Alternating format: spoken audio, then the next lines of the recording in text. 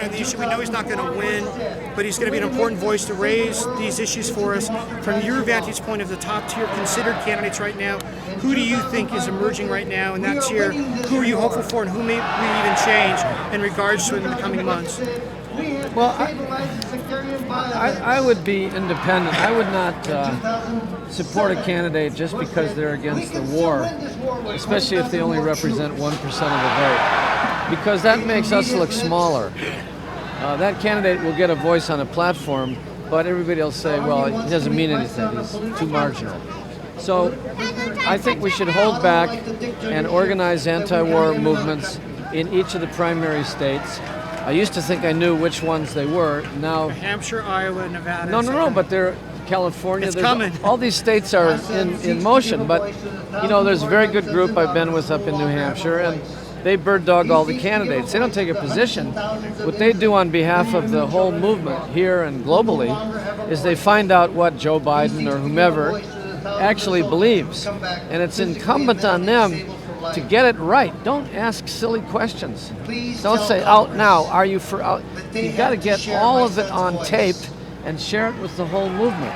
The media won't do that. So I think we need to build anti-war fortifications in the primary states and quiz very carefully all of the candidates and let it become clear over time whether there's a candidate that deserves our support. PDA is basically modeling that right now. If you go to the website, we have an open blog asking people to comment specifically on their candidates. Edward's statement at the Riverside Church, a lot of people were encouraged. He's not necessarily talking about cutting funding yet, he's certainly talking about against the surge. So we're going to try to drive that dialogue over to the website and try to keep that moving forward. It's much more subtle than a Q&A. I don't care what somebody says, it's a pattern.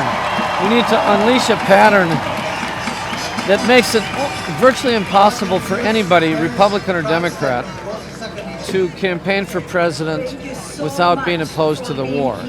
And then we need to differentiate. We need to force a differentiation between the candidates over what they mean by ending the war.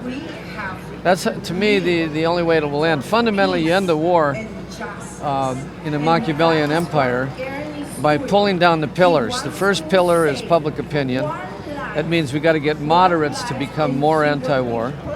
Then the second pillar is soldiers. We need to support dissenting soldiers and oppose the military recruiters. The third pillar is money. We need to have the anti-war movement link much more with domestic groups who see they're being shortchanged by the funding for the war. The fifth pillar is our moral reputation. People need to be stressing no taxes for torture. And the final pillar is international opinion. The Coalition of the Willing has seen a loss of 16 countries. That's good. And our hope has to lie with London. I think in the coming year, when Blair steps down because he's been forced out over the war, if the British will withdraw their troops, that will really pull a pillar down. You've already got Spain out, Italy going, South Korea on its way. So if we pull those pillars down, in which voting is one important act, I think the war will just end for lack of the resources and the capacity to go on. You're optimistic, pessimistic today, Tom, when you look across